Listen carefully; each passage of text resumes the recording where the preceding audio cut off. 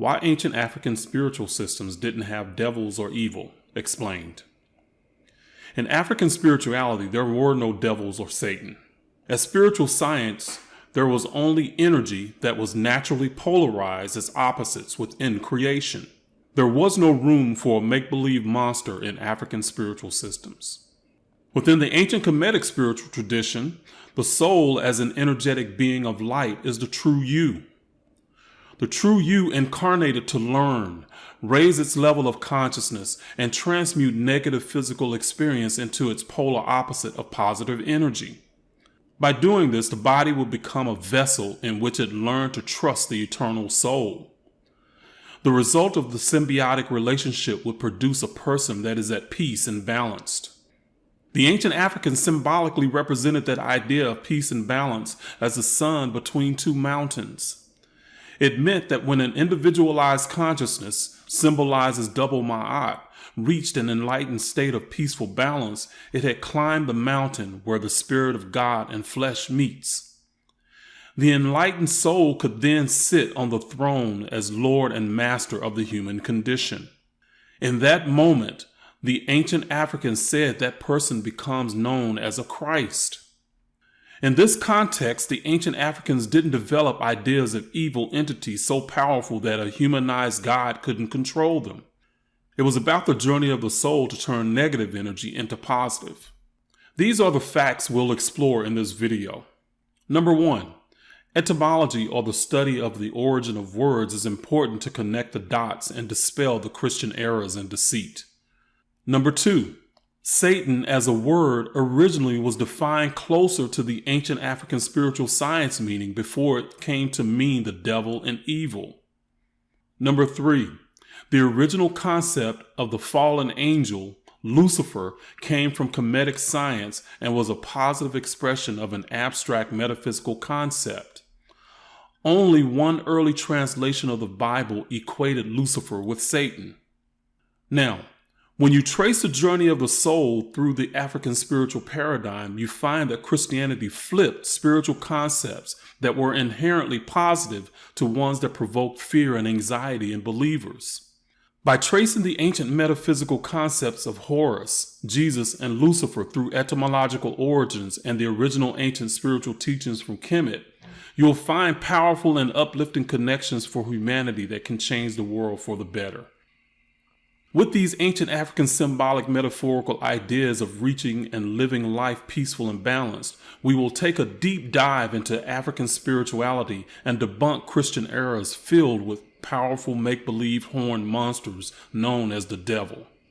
You have nothing to fear. You are a god or goddess, and the entity known by the names of Satan, Lucifer, the devil, or El Diablo do not exist.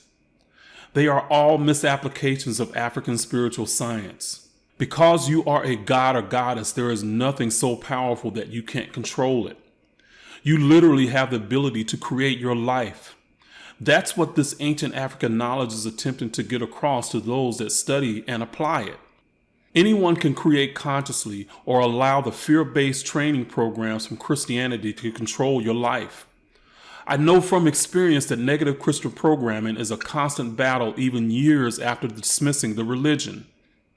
Through the African spiritual science, I will connect the dots to expose Christianity in a way that you've never heard before. This will be a deep dive into African spirituality. I will be very detailed so that you can understand the connections and disconnect from any ideas of being powerless. Get your pen and paper ready to take some notes. So let's get to it.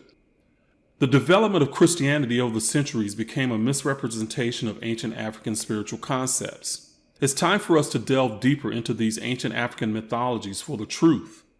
It will be easy to see that Lucifer, Imhotep, and Jesus are all aspects of the Kemetic Egyptian concept of the migration of the soul from spirit into body, then its experience of life, and its exit at the death from the physical body. Now, don't forget to hit the subscribe button to my channel so that you may get future updates. Like and share this video with others so that they may gain this knowledge and raise their consciousness. Now, before we move forward, you have to understand the difference between a crucial concept of anthropomorphizing within African spiritual science and humanizing by the Greeks and Romans. Anthropomorphizing simply means using human characteristics or something in nature to symbolize an abstract metaphysical idea. Africans anthropomorphize metaphysical or spiritual concepts. Understand metaphysical and spiritual both simply express something not material or physical. When the Greeks and Romans copied the African netters or metaphysical functions of nature, they humanized them. Humanizing is when you take this metaphysical concept and you make it like a human. That's different from anthropomorphizing. Humanizing is at the foundation of religious belief systems today. You'll see this as I break down Heru moving forward. In ancient African spiritual science, Heru or Horus, as he's known by the Greek Gnostics, is an expression of a multidimensional, natural metaphysical function personified as a mythological personage. All Kemetic mythology at its foundation is numerology. The mythology is a way to explain how the functions of nature work. Heru as a function of nature is the ability to be created and return or be renewed into infinity. One way this abstract metaphysical idea was symbolized was as a child. Symbolically, a child is new when born. For the human race, any child born means that the human race will keep multiplying and existing. The ancient Africans represented this fundamental function of the creative universe as a trinity of man, woman, and child. They are anthropomorphic representations of the idea that the seed will be implanted in a womb to produce an offspring. This Trinity concept is universal to all of creation. It means energy in the universe will forever be renewed. In modern times, we say the same thing with the law of energy conservation we learned in grade school. That law states that energy can never be destroyed. It can only change forms. Thinking of it in a metaphysical context means that energy will be transformed. Negative energy can be transmuted or changed into positive, but no energy is never destroyed or goes away. Africans personified but never humanized these functions as the Greeks and Romans did. The mythology was a very elegant way for the Africans to transmit these complex ideas. Because the Greeks and Romans humanized the African concepts is one reason we live with the idea of a God that is jealous, has favorites, will watch you masturbate, and then send you to hell for enjoying it. When anthropomorphizing, the ancient Africans might say, it's like God can see and know everything, to express the omniscience of consciousness. It's using a human characteristic to give you an idea of what the omnipotence of consciousness is like. But in the Greek and Roman tradition, God is humanized with the idea that he is watching you and will punish you for doing wrong. In high school, we studied Greek gods who were said to have children by humans, producing half human, half god beings. Humanizing a god became the Christian tradition through the Greeks. Jesus was supposed to be God and man, for example, but the ancient Africans did no such thing. Africans before religion would say humanizing God is childlike thinking. There were no powerful forces or evil or devils in African spiritual systems, only energy that existed as polarized opposites. This is important to understand. Just like the idea of scientific method in modern times, the spiritual science of Kemet in ancient Africa was based on observation and experimentation. Religion is based on belief and superstition. As the great Stevie Wonder would say, when you believe in things you don't understand, you suffer. Superstition ain't the way. Now that you understand the difference between the African way of anthropomorphizing rather than humanizing, let's break down the ancient African spiritual science and illuminate the connections of Heru, Imhotep, Lucifer, and Jesus. Stay with me.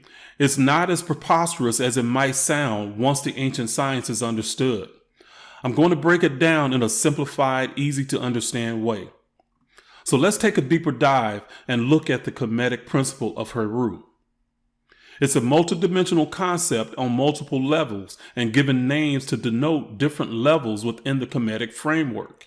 So here's how Heru, or Horus as the Greeks know him, as the principle of renewing or being constantly reborn is connected to the Christian Jesus etymologically with the name and functionally via nature and mythology. In the beginning of the universe, Yeusa is the ever-coming son of God produced by Atum when he masturbated. See my video on Atum I did for more details. The Son of God was Yeusa in the trinity of Atum and Yeuseus at the beginning of creation. Etymologically, Jesus is a cognate of the word Yeusa. You see, the name Jesus didn't exist before the 15th century. That's when the letter J was invented as an embellishment of the letter I, like making an inverted Nike swoosh. See my video, African Spirituality, where did the name Jesus originate, for more details on this.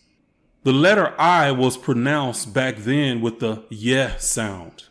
The Egyptian word Yeusa, meaning the ever-coming Son of God, became Yeshua in Hebrew and Yeuseus in Greek, and later Jesus in English with the hard J pronunciation. Again, Yeusa, Yeshua, and Yeuseus is the universal function of the potential of the universe to be born and return again and again in African spirituality.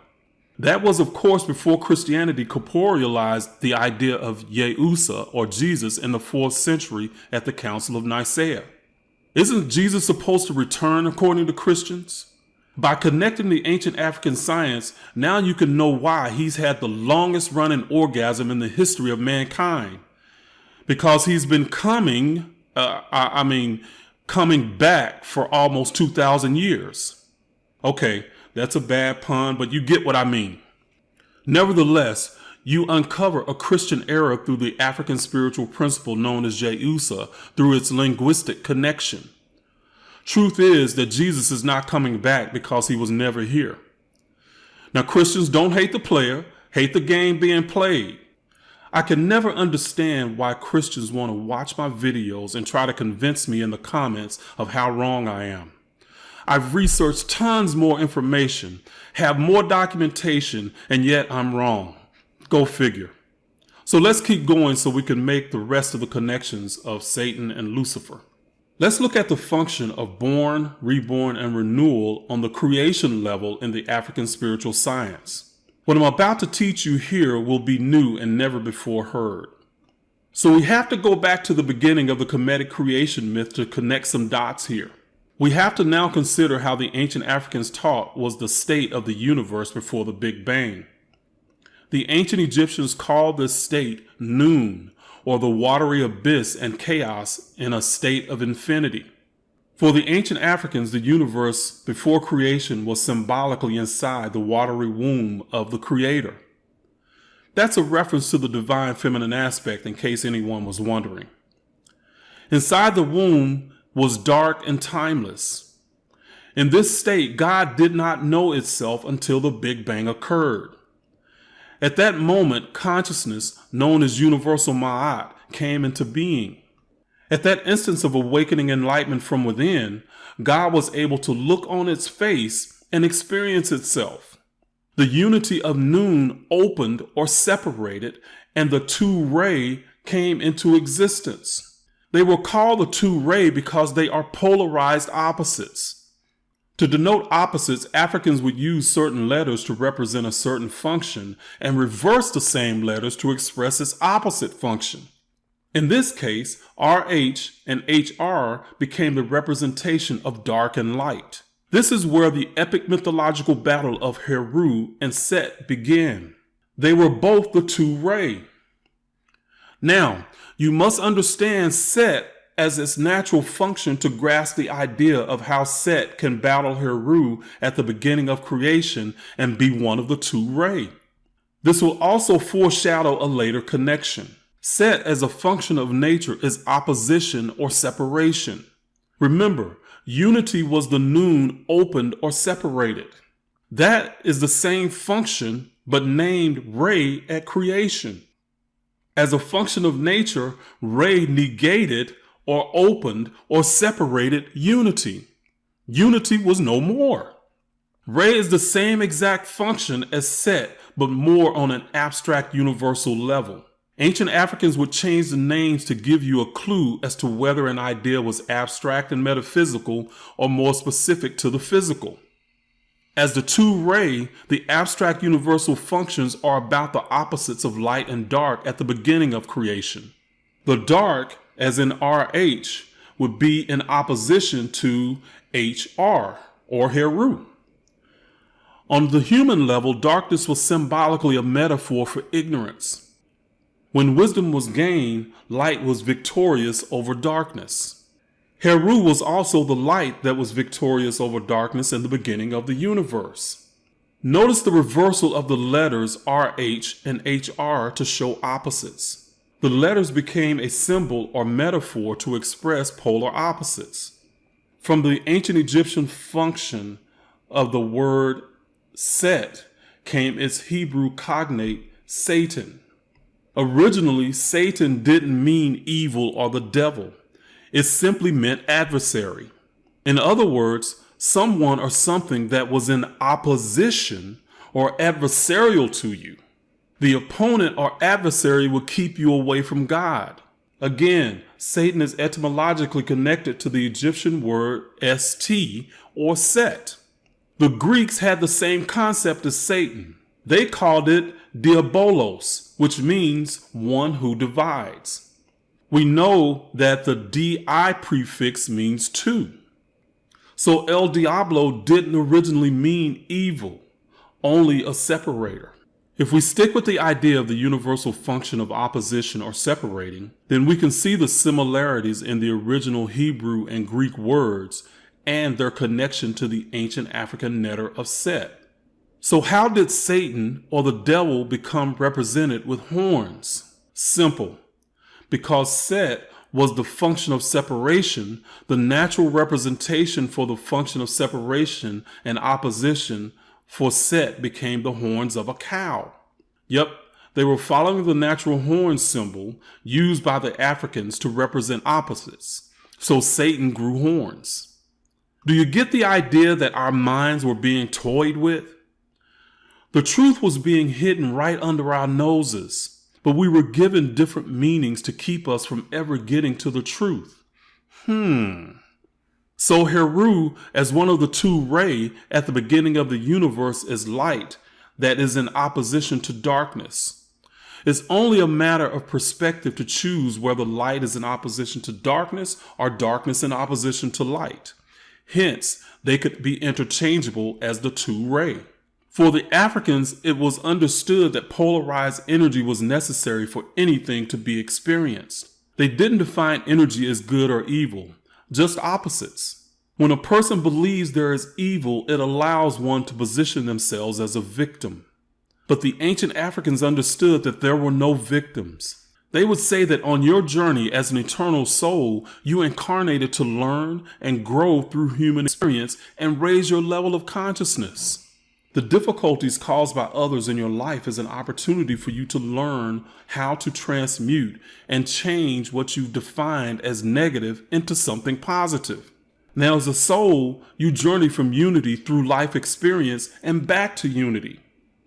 This journey will take many incarnations in many forms and many opportunities to gain understanding and wisdom from any lesson you might not have learned in a particular lifetime before. Whatever you don't learn in this life, you will get the opportunity to learn in another. You most likely will get the chance to hop on the other side of the line, so to speak, and get into the other person's shoes. If you were the bad guy in this life, you might get a chance to be the good guy in the next life. If you were a good guy or good gal, then you might get a chance to be the bad guy or bad gal in the next life. That's one way reincarnation works. It's not about good or evil. It's about learning through experience. So now that you understand how Satan is connected to Set etymologically as a cognate, and through the principle of opposites symbolized by Re and Set in mythology, now we can move on to the next step. So let's look at how Imhotep is connected to Horus, Jesus, and later Lucifer. Our English word soul originates from the Latin word sol, which means sun. They sound just alike, don't they? See, we live on Earth in our solar system, orbiting the sun. The Latin word sol and the English word SOUL are homonyms. Again, a slight tweak to hide the knowledge in plain sight. Anyway, symbolically, the ancients were saying that within each human being is a spark of light that's representative of the enlightened wisdom of the universe or creator within. Well, this idea connects us back to Horus on the journey of the soul or being light as a spark of God. Remember at the beginning of the universe when the light came on for God, so to speak, and it became aware of itself. Well, Ptah is how the ancient Egyptians represented the idea of light descending from heaven and being trapped in matter or the physical body. If the soul or light was trapped, what function of nature trapped the light? Set, of course, aka our good Christian buddy Satan. As stated before, the Africans would represent the opposite idea of the light leaving matter by reversing the letters in a play on words, as in PTH becoming HTP, or better known as Hotep today. HTP or Hotep is the ancient African idea of the soul releasing from the body. For the ancient Africans, the light or soul would go to a peaceful place when released from the physical body. Hence, in modern times, Imhotep meaning in peace. Imhotep as the Prince of Peace is a nickname for Jesus as the Christ that originated in these teachings of ancient Kemet. That's one level. But through the etymology of the African science principles regarding the journey of the soul, you connect the words Imhotep and Jesus back to Horus as light. There's much more to this idea, but I'm just trying to keep this video as streamlined as possible, although I know it's already getting long. Now let's move to the last connection and we'll be complete. The idea of Lucifer as the fallen angel of God and thrown out of heaven. Lucifer, the fallen angel, became equated with Satan in the King James Version of the Bible in 1611. It's the only version at the time that did so. This was not the case originally. The idea of Lucifer originated within the temple of Ptah in ancient Egypt, where they taught about the spark of God descending from heaven and falling into matter. So this is not about me trying to get you converted over to Satanism, so just relax. When you understand the ideas as a function of nature rather than a story, they become pretty clear. Remember, the English word soul and the Latin word soul are homonyms. Also, the idea of Yehusa, Yeshua, or Jesus was part of the teaching at the temple of Ptah. Lucifer was the name for the manifestation of light or a new soul descending from heaven into matter. Hence the biblical idea of Lucifer as a fallen angel. Horus or Horus, as the Egyptian principle of perpetual renewal, was given what amounted to a nickname Lucifer when it was a new soul descending into matter. Lucifer, from the Latin root, means bearer of light. La luz still means light in Spanish today. So in ancient African spirituality, Lucifer is a new soul being born into the physical body, trapped by the opposing force of Set. Understanding this idea and the origin of the symbolism, you can quickly connect the idea in the Bible scripture, Luke chapter 10, verse 18, where it says, "Yes, he told them, I saw Satan fall from heaven like lightning." Understand the Bible is written in coded language to obscure the esoteric meaning. Christian Lucifer, as Satan, is connected to falling from heaven and lightning. As stated before, Lucifer is only connected to Satan in the King James Version of the Bible. Is truth hidden in plain sight again, right?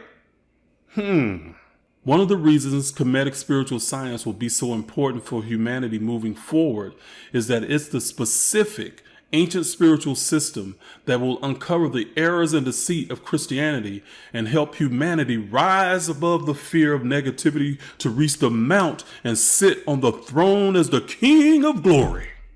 Sorry, that sounded a little something like a preacher, would you say? Huh? How many preachers are preaching that message with no idea of the truth underneath those words? speaking about a savior coming back. The ancient Kemetic natural function many of us know as Horus is represented by a newly grown plant sprout, or a newborn lamb, as in the Lamb of God, a new vine, the Netzer, or a new sunrise, which is the sun of God that happens day after day. Each of them has in common that whatever they were born from has the ability to renew itself over and over.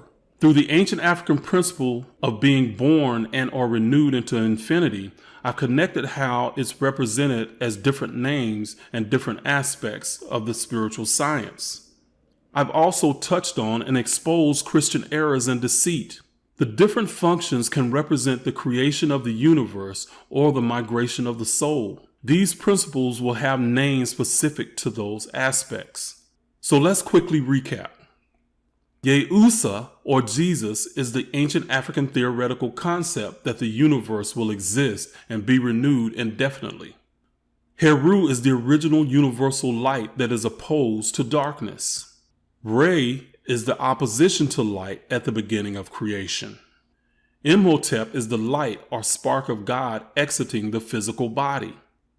Lucifer is the light bearer or spark of light descending from heaven into the physical body, not a devil or Satan. This is what you have to know about the ancient spiritual concepts that are being taught to you. The bearer of light as the spark of God within will lift you to the mount and have you sit on your throne wearing your shining crown of glory or enlightenment. That means you'll reach the mount when your darkness is illuminated from within by wisdom you gain from your life experiences. You are the Christ in potential, the new light shining from within. That's why there's no devils or evil within African spirituality. It's only your opposition. You're a god or goddess with the power to overcome any opposition. That's why Africans didn't believe in entities so powerful that God couldn't even control it. That's because you have all the power over your opposition. However, you may have to go through some tough times to gain the wisdom to overcome that opposition. Allow the eternal self to guide you to the mount. Thank you for watching. I'm Reginald Martin, founder of Kemetic Centered Living. Please subscribe to my channel so that you may get my future updates. Like and share this video with others so that they may gain the knowledge and raise their consciousness. If you want more knowledge like this, please go to my website at www.kemeticcenteredliving.com.